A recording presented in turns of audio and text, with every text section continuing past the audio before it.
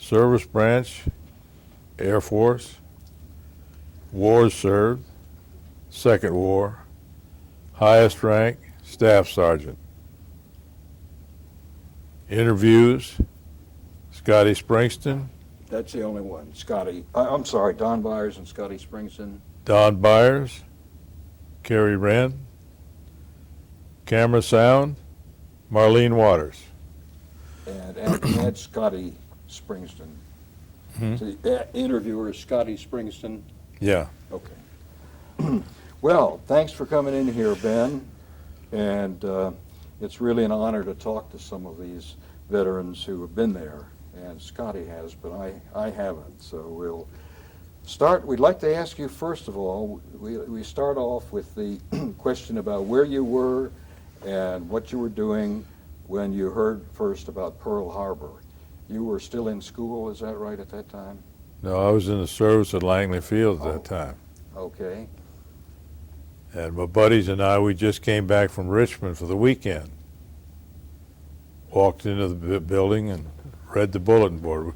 First of all, we heard about it over the radio in the car in Richmond. And they requested that everybody get back to wherever they were stationed. So we went ahead and came on back home, but we didn't come real early. We turned the radio off, but we didn't even know where Pearl Harbor was. And we came on down, read the bulletin board. It said, pack up all your civilian clothes and get rid of them wherever they're going to store them, because they've attacked Pearl Harbor. So that put us on the alert then. So we started out. I had been on a combat crew since 1940 when I got out of armament school. So we weren't on a set crew, you know, person for person. We just had a bunch of guys. You'd fly with whoever you came in contact with. So we started out. We had patrol duty for anti-sub patrols at that time. Before that, I was in the second bomb squadron, and we just did patrol duty in B-18s and YB-17s and anything that was available. Of course, for some reason or another, we never contacted any subs, but nevertheless, we did this until October 1943, when the Navy took over the patrol work. So that put us in a different situation. So I packed up my stuff, and they were making up combat crews to go overseas from the different units where they had experienced personnel. So I had my bags packed there and set them beside the airplane. They said, "You're going to take off." Well, eventually, they evidently had a flood of crews going into Boeing in Washington, so they didn't. So we never took off. For some reason, we were supposed to fly out and get an airplane and go overseas, but I happened to miss that. We had guys in our crew members that did go, but I didn't have to go for some reason. Weather, some reason, interrupted our flights. So I stayed here until 1942. In June 42, I went to Newfoundland. We were still doing anti-sub work then. I was stationed up there about a year, but I was in detached service in a detachment down in Argentia for 8 months at that time, where we had some A-20s and DB-7s. And we did patrol duty out of Gander and Argentia, and we would go on sometimes detached service over to Stephenville, if our crew assigned to go. Okay. And that's Newfoundland? Newfoundland, yeah. I left there by June, and came back. We came back to the States. The whole squadron came, but we were 20th anti-sub squadron then, and so we came on back to Mitchell Field. We're stationed there for a couple of months until they decided that when the Navy took over the anti-sub duties, then we became an active squadron for somebody. So I think they got tired of us being in Mitchell Field because we were kind of a rowdy bunch anyway. And so they shipped us out to Casper, Wyoming, where we started as an overseas training unit. And I left that outfit about January, February of 44, right? And went to, well, the rest of the outfit went, with except a few fellows, went to Utah and became part of a 489th Bomb Group. Well, I got sidetracked somewhere along the way, and I ended up at Keester Field, and then I ended up in Tucson, Arizona, where I told the fellow, I told him, I said, I don't want to be, I want to go overseas, but I don't want to be on a no first phase, because those guys were losing them every now and then.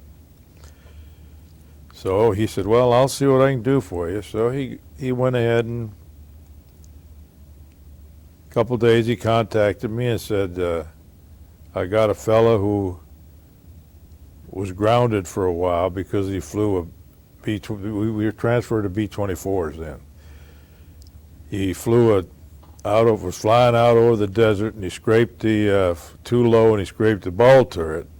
So they grounded him for a while, took his crew away. So he had to get a new crew together. So they say, go see Lieutenant Thompson and see what he says. He said, so I went to see him, and he said, well, I've got everybody assigned, but I need a tail gunner.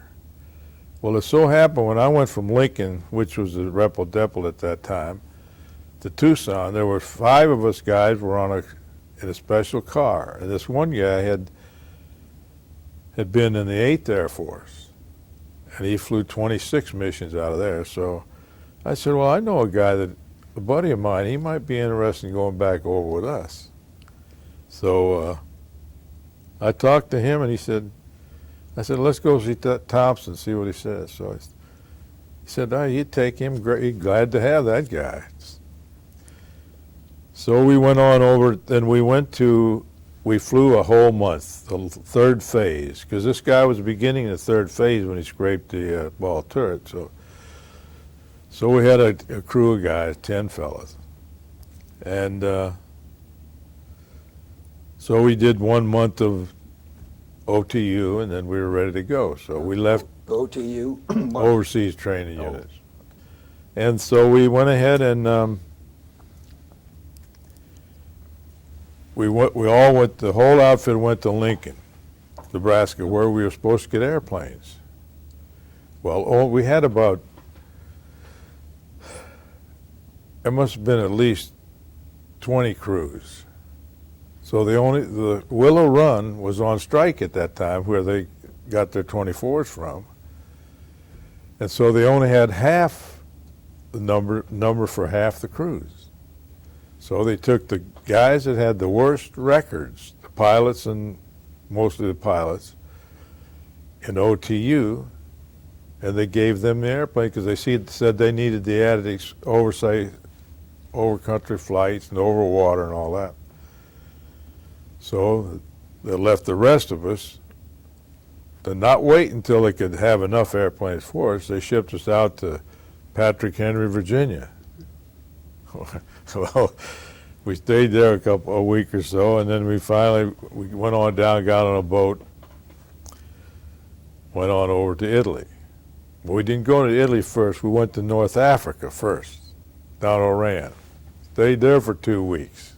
Played ball and all that stuff, and had sun water heated showers. And then we got an old British wooden sided vessel, and we sailed around Sicily and went up to Naples. Well, we were replacement crews. So instead of sending the airplanes and picking us up at Naples, evidently there's some security regulation, they put us on a train, narrow gauge train, took us all the way over to a place called Joya. But during the trip, we were in boxcars. And it took us about a day and a half to make that trip.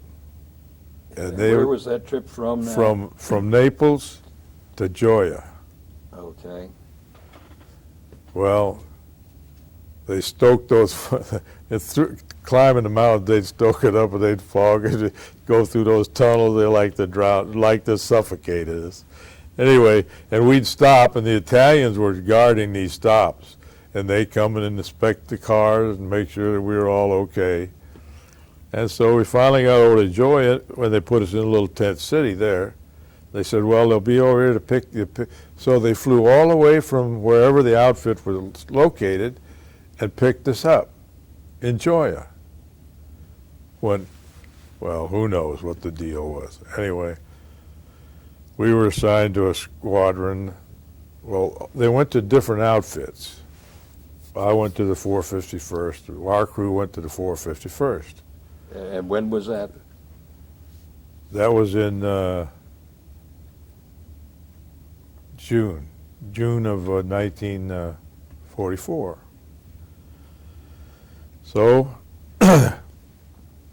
everybody was safe and sound. We went, but they could have flown all the way to Naples and gotten us, for crying out loud. But evidently they didn't want to use that facility to give it for security reasons, I guess.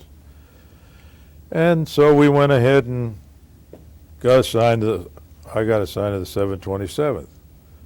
Two of the crews that went with us got assigned to the 727th and others to the other squadron.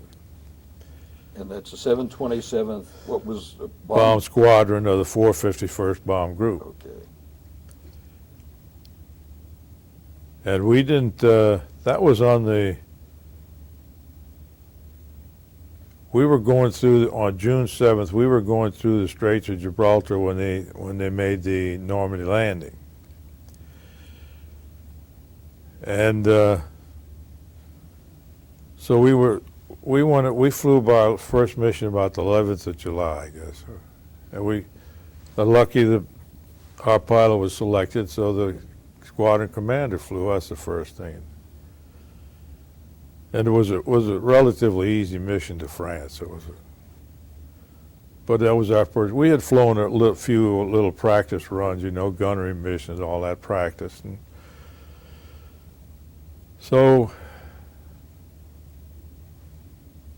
we got used to seeing an airplane or two turn around, go back, but we went on that mission. It was relatively simple. Well, the second one, we went to Vienna. Well, Vienna, Linz, and Munich were three of the prime targets for the 15th. And I saw the fighters hit another group that was about a half a mile away from us. And they just tore that group right up. And they were running crazy, trying to get off, joining up with somebody else who was going to make the target. And that was the first time I'd ever seen the 51s in operation. Boy, they went after those Germans, and they had a few stragglers, but they protected them too.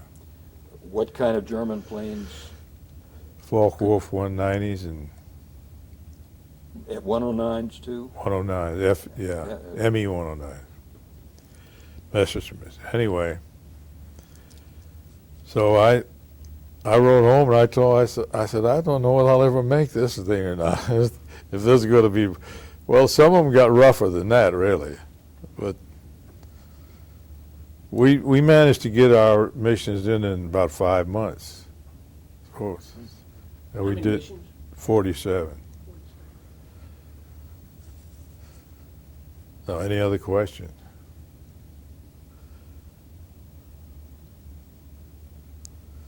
So what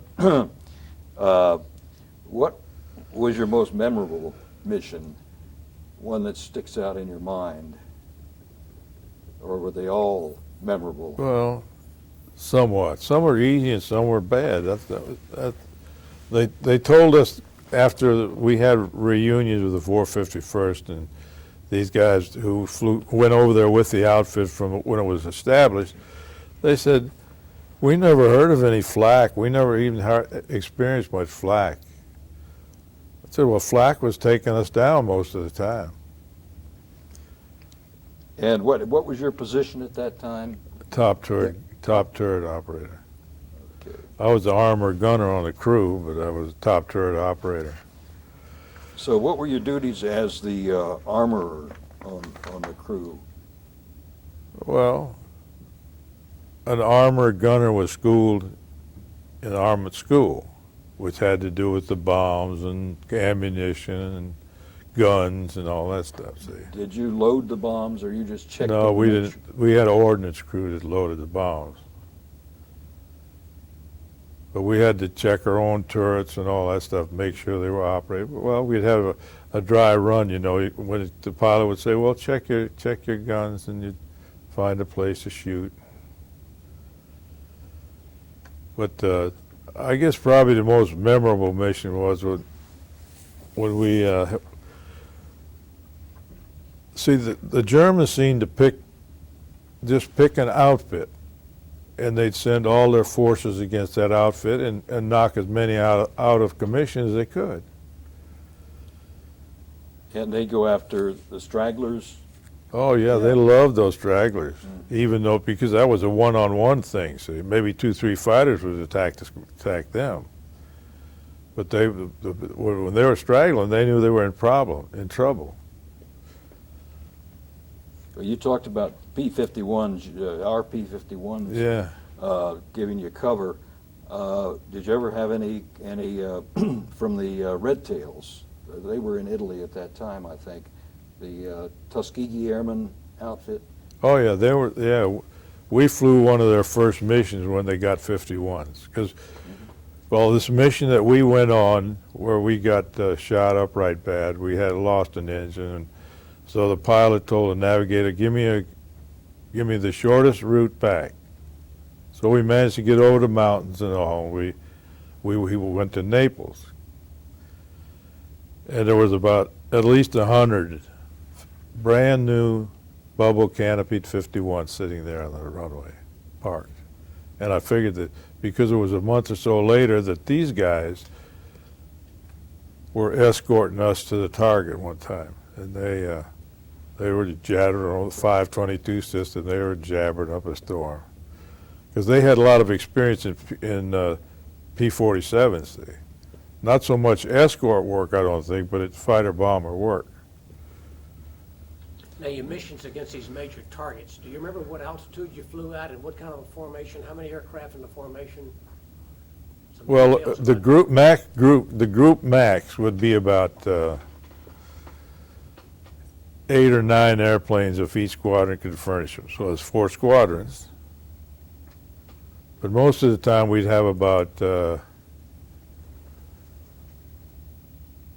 7 or 8 generally from each squadron.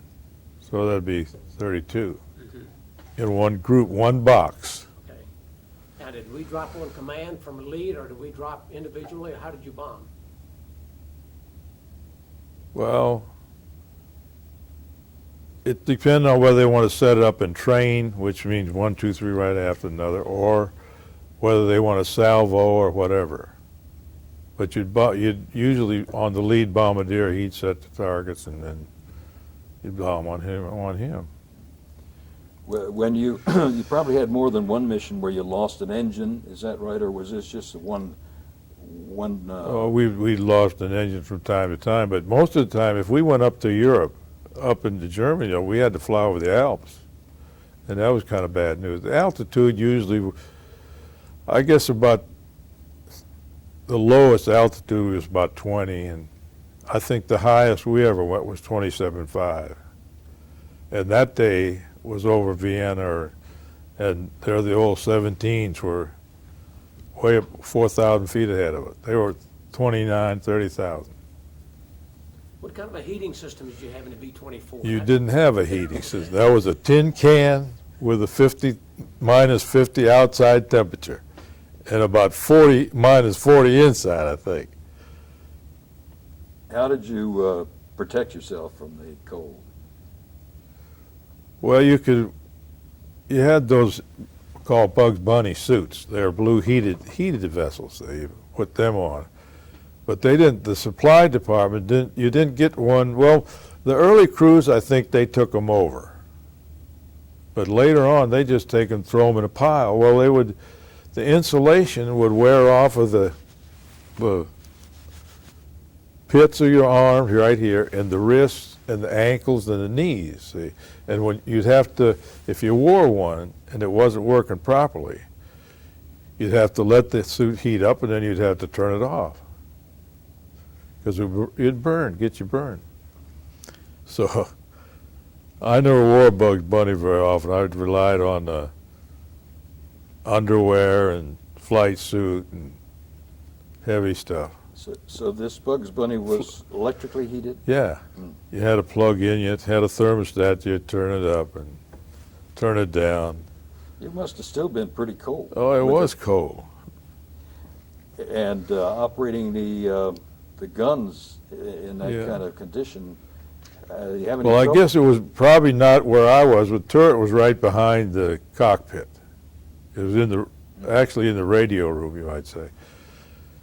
And there was a little padding on the walls in the radio room. So, but those poor guys, when they had to take those waist windows out, boy, I don't know how they made it. And where were you were bombing? What were your main targets that you were bombing? You talked about Vienna and where else? Linz, Austria, and Munich, Germany. And Ploesti, I went there 4 times, but I never went to the low-level job. And what kind of targets? In Ploesti, obviously, you were hitting the refinery. Oil fields and refineries. But the other cities, Linz, Munich, and Vienna. Well, marshalling yards, air bases. Because when you hit the air bases, that's when you really, that's when you caught it. Because they were trying to protect the air bases. And there's a lake called Balaton. It's in Hungary. And they had air bases. The Germans had air bases around there where they'd send they'd attack you from. And I guess those guys were like they were in Britain when the war was going on over there. They were ready to be alert at any time. See? And what was the name of the lake? Balaton. I want to get back a little bit to your your days at Langley, and actually when your enlistment took place, and what your situation was when you enlisted. This was before the war. Yeah. Okay. Talk about that a little bit, if you will. Well, I had an uncle who was stationed at Langley Field, and he had been in ever since it was the Signal Corps. And I came down here and visited him. I was without a job at the time, and he says, "Oh, have you ever thought of joining the Air Force?" I said, I gave it a little bit of thought, but not too much. So I went on out to Langley, and I had to send the papers back home to my parents to sign, so I had a week or so to get them back. And on December 19th, I went on out and enlisted, got sworn in, This is 1940, 39. 39. And so your first assignment or training, I should ask, after you enlisted. Well, I was working as a mechanic on the line. And my uncle advised me, he said, he lived in Buckrow, and I used to go and visit him all the time. So he said, what you want to try to do, get a school in as soon as you can. Well, at that time, you had to take a qualifying test for school. And they hadn't opened up the Casey Jones, and they still had Chanute, Casey Jones, and somebody else. Rising Sun in Philadelphia, schools, to civilian schools where the guys were going to school. Anyway, so one day I was mustering to go back to work, and one of the first sergeants said, "Anybody want to go to armament school?" And I thought what my uncle had advised me. I said, "Yeah, I'll go to armament school." So I went on to armament school at Denver, Colorado. But then what happened was a lot of the guys in the class couldn't pass that test for some reason or other. I don't know why, but they didn't. So they left a lot of guys not qualified. Well, when I got back from armament school in January of 1941, I was looking for my friends. They said, "Oh, well, they went, some were off to Rising Sun, some were shooting at Newton, some were at Casey Jones." I said, "Well, I probably put in for school too soon." But then they started making new outfits out of our the 34th and the 41st Bomber Group, 43rd. They were making up, and they went. But I tried to get in one of those. But the day I went in, I talked to one of the guys who was the armament chief at. He said, "Well, I can promote you to this and that." And I said, "Okay." So I went on in and I looked at the bulletin board before I went in. It said there'd be no more voluntary transfers from 2nd Bomb Group. So that wiped that out. And then my buddies, some of us made an agreement back, in 40, but we'd go to, if we all went to school and all, we came back, we'd volunteer and go to Hawaii. So 3 of the guys went over there. And I said, "Well, I'm going to stick around here a little while, and I'll put in for it if I can, when I hear from you guys." Well, then they send you to Fort Slocum, where you spend a month or so waiting for a boat to go to Hawaii. So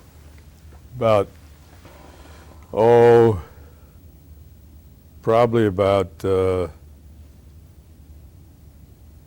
October or November of 41, I got a letter from one of my buddies. He says, "Don't come over here." He said, "I've been over here for 4 or 5 months. I haven't even seen the airplane. All I've been doing is cutting grass and trimming shrubbery." But all that changed when December 7th came. But And where were you at that time? You went to armor school in Denver. yeah, And was that where they were going to Hawaii from? Or no, you back at- they were going from Langley. From, you were back at Langley, Yeah. your assigned station. Okay. Yeah. And when you were at Langley doing the anti-submarine patrols and other duties, what other duties did you have? Oh, I can't remember exactly what the other duties okay. were. But basically, anti-submarine flights was the main Yeah. thing. And what kind of aircraft were they using at that time? Well, we had B-18s, B-17s. And I think you said the B-17s were the early versions. Oh, they were the early version, yeah. Probably. YBs, Okay. yeah.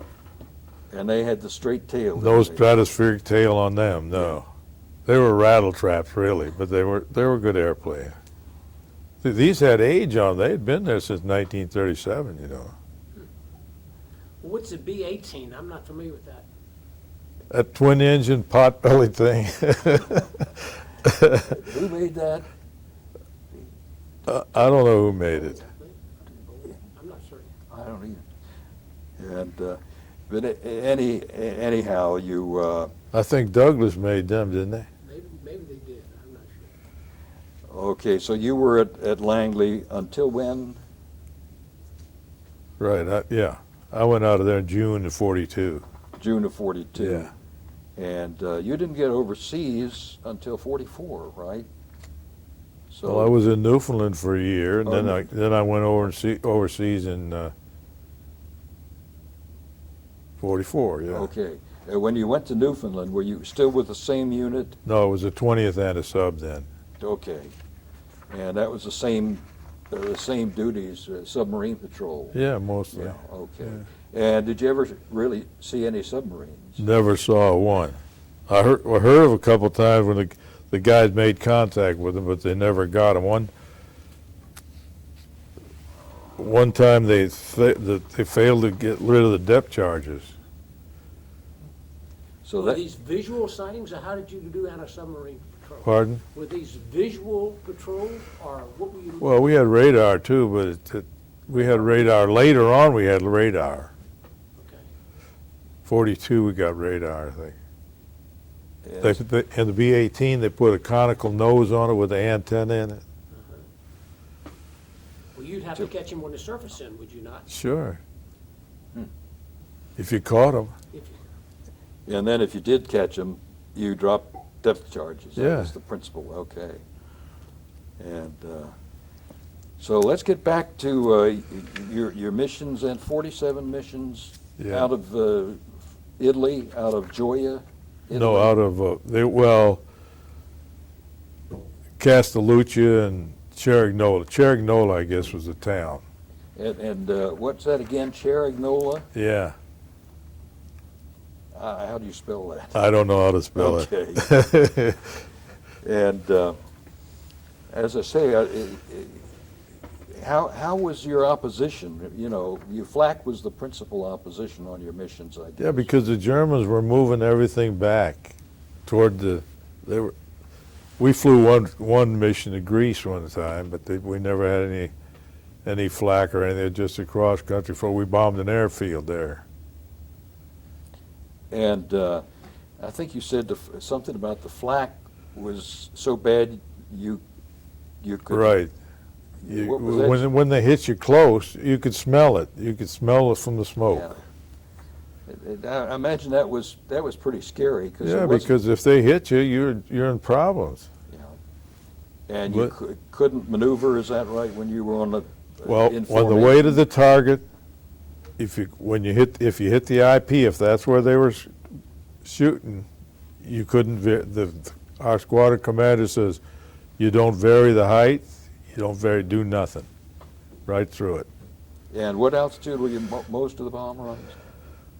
Oh, probably Very. 20 to 25,000. 27.5 is the highest altitude I ever remember of any flight. And you had mentioned you made, what, 4 runs to Ploesti? How many? 4 times. Yeah. 4 times, yeah. Yeah.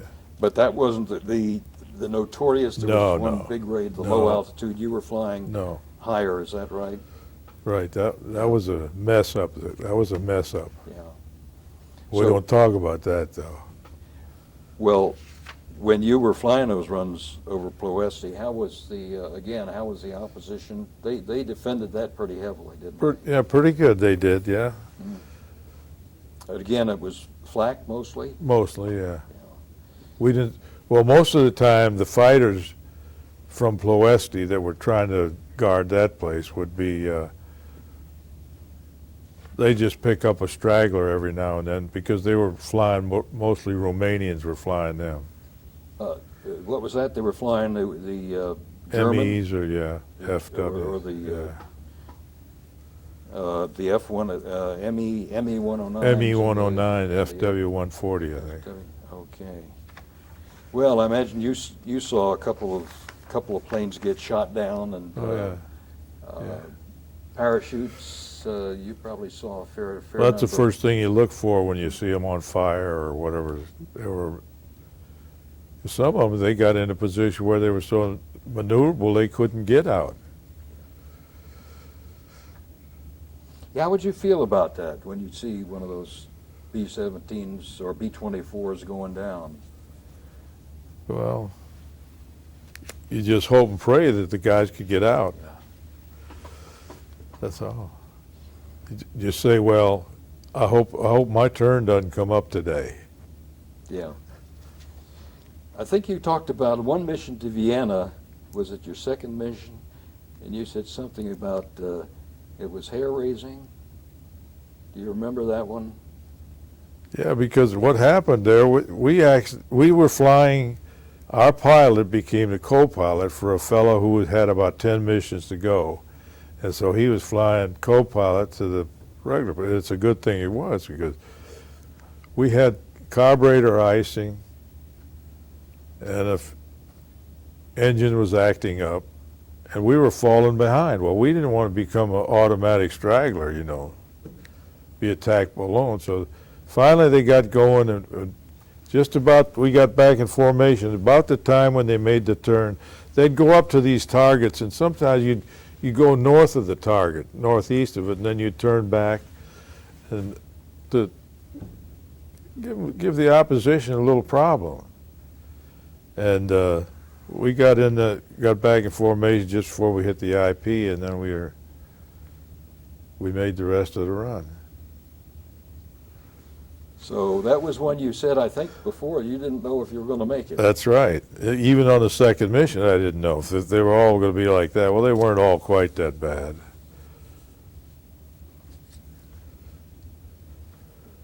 And you mentioned something about a 30-day rule. I don't know what that was about. What was that? If you were in enemy territory, if you bailed out and you didn't get picked up or have to turn yourself in, they say, well, try to get in touch with the Air Force person.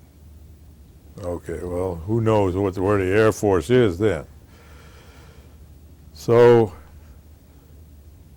at the time that we were there, it was if you were in enemy-occupied territory for 30 days and then got to the coast and got back over to your outfit or got in the hands of the... If you got back over to Italy, you could go home. Then, after we were there about a month or so, they went ahead and increased that time that you had to be there for 36 days. Because the partisans and the Chetniks were the two parties over there who were warring against each other. But they were glad to take you in and put you in the hands of some, but then when you got to the coast, they had some kind of a signaling system where they'd let people know that they had prisoners, that they had men they were overseeing, and they'd send a boat over to get them. And that was Yugoslavia? Yugoslavia, yeah. Okay. Albania was in on it a little bit, I think, not too much. And that was on a regular route to your targets, a lot of them? Yeah. Yeah. When you went to Ploesti, you went right over there. Well, So if you had to bail out, you'd rather bail out over Yugoslavia than over... oh, sure. Yeah. And If it came to that. what did the partisans get out of this? Turning you over. They'd take anything you wanted to give them. Now, guns, nobody carried guns. They were warned against that because they'd consider you a prisoner and might do away with you before if you had a gun. But they'd take any clothing you had to give them. And did they get any kind of a reward from the... they probably did. I don't know Yes. what it was. I don't know whether it was money or not, but because who had the Yugoslav money? And do you know of any U.S. air crew that were downed over Yugoslavia that might have fought with the partisans? No. No? No way. Now we had some guys that came back to our outfit, and they said that they were in the hands of the partisans, and they were actually, they'd take these fellows and hand them off to different groups, underground. And they said that one time these two fellows that were taken over by the partisans were sitting in a pub over there, and the Germans were in the pub too. And there was no... no confrontation because they didn't ask about them, I guess. And I think you had some thoughts, too, about what the ground troops might have thought about the air crews. Yeah. They thought you had it pretty good, didn't they? Yeah, they did. But I tell the guys, I said, well, you had to get back, though, to get to that bed and get that warm food. Oh, warm food. In Foggia, is that how you pronounce it? You said something about your lunch times at the base? Yeah. Well, if you got back after 1 o'clock, the mess halls wouldn't serve you any food. You mean you're coming back from But a of course, mission? we'd only been up since 4 o'clock in the morning, so you had breakfast, that was it. But, so our greatest ally was the flight surgeon. He's the man you took your problems to, because he's the guy who could solve them for you. He got that straightened out right quick. Whenever you got back, there was food for you. So at first, when you were returning from a mission, and you came back after 1 o'clock, No chow, no food. That's right. let me ask you, as the war progressed, could you sense that that it was getting easier, or did you ever feel that way? I felt it was getting easier when I got back home. Got home by Christmas. Got home for Christmas, yeah. And that was 44? Yeah. Oh, okay. And what did you do after your last mission out of Foggia? I hope I pronounced that right. Well, we prepared to go home, that's what. Okay, And then they so- flew us from there to Naples, and we went to the Repo Depot. And then we got a boat. Okay. And when the war ended in Europe, you were back in the States, Oh, is yeah. that right? Yeah. And where were you assigned at that time? I was at Lowry Air Force Base. And you stayed, how long did you stay in the service, the Air Force? 5 years, 9 months, 12 days. And when you got out, what did you do? Did you take advantage of the GI Bill in any way? No, not much. Not really. Okay. Well, when I got out, I went ahead and my wife got me a job. She came down here to work at NACA when I was overseas. So she worked for this fella who was a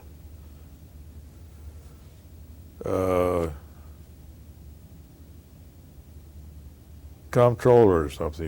He was a personnel man, and she worked for him. And when he came up here from the headquarters down there in Carolina someplace. And he asked her what I was going to do after I got out. She said he didn't know. He said, well, give him an application, let him fill it out, and I'll walk it through when it gets to me. So I came on down here and went to work for NASA, NACA then. Mm-hmm. Stayed there for 34 years. Wow. What kind of work were you involved in? Engineering technician. And during that time, then you must have seen an awful lot of progress in the field of aviation. What was the most significant, in your mind, most significant project that you may have worked on? Oh, the space program, I guess. Yeah. And what specifically was your role in the space program? Well, I worked in the tunnel. And- We did research on the. High-speed tunnel? No.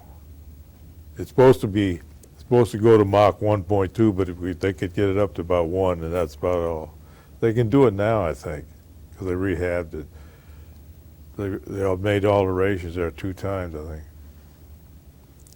Let me ask you, what was the impact of the war on the rest of your life? What did that do for you or didn't do for you?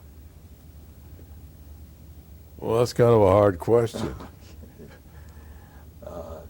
Do you feel... Well, I'll tell you, I was glad that I served. But if I had it to do it again, I don't think I'd volunteer. Is that answer enough? A lot of people say that. Let me back up a little bit. Well, actually, I tried to re-enlist, but I had a case of optic neuritis in July of 45, and I went to the hospital for a couple of months, and the doctor said, "Well, I've done all I can do for you." So he said, so I went out on a medical. Well, June 30th, if you went re-enlisted by then, you could get all your rank and all that back. And so I went over, I tried to get re-enlisted, but when he read my discharge, I had a medical. He said, I can't take you in. That was it. As I said, let me back up a little bit to the living conditions in Italy. Was it reasonably comfortable, or was it really pretty tough? Tents with a little homemade potbelly stove in there, made out of old oil cans and stuff. No, it wasn't comfortable. Well, we had a shower. We could take a shower, but most of you had a helmet thing that you did all your shaving out of and washing out of. Your helmet? Yeah. Yeah, you fill that with warm water, presumably? If you could get it, yeah. Sometimes you couldn't. That's right. When we were in North Africa, they had these big wooden towers, and they put the sun heated that water. But you couldn't do that in Italy? No, they didn't do it. Did you have much contact with the Italians themselves, the sort of civilians? Well, only one guy. He did all our work for us, cleaned up our tent and took our laundry and brought us almonds and stuff like that. He had been working for the Germans, and he said that he was a driver for officers, and he said that he wanted to get back home in the worst way, but the only way that he could do it was he took a coat hanger and got himself spitting up blood. Well, when the Germans saw that, they said TB, and that they were taboo on TB, so they sent him back home.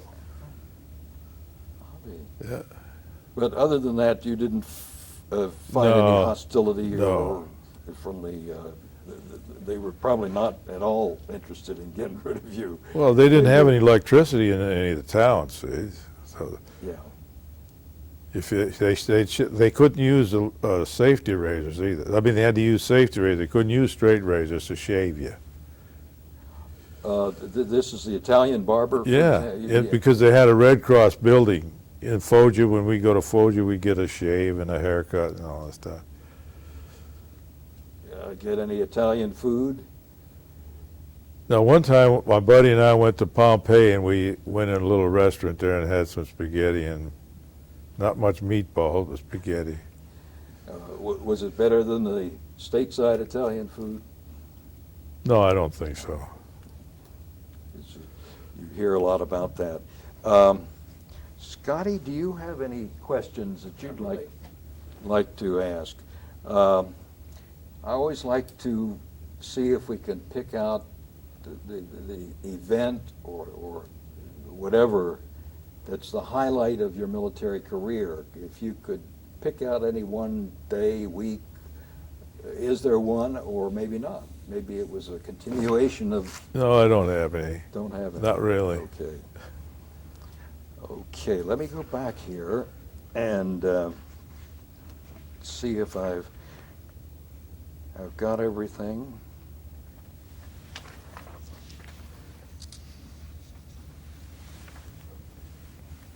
You've about covered it all, I think. Okay. So that's good. Okay. Appreciate you. Appreciate your assistance. All right. And, we will. I'm going to contact this other guy and Yeah. find out how come he hadn't heard from you. Well, he may have called and talked to Bert Smith down at the Right, okay. At the center. That's something I think we need to check. Dear Because I Ben. haven't gotten any names from Bert Okay. All right. Stand up that mic. for a little while. Yeah. We got it. Okay.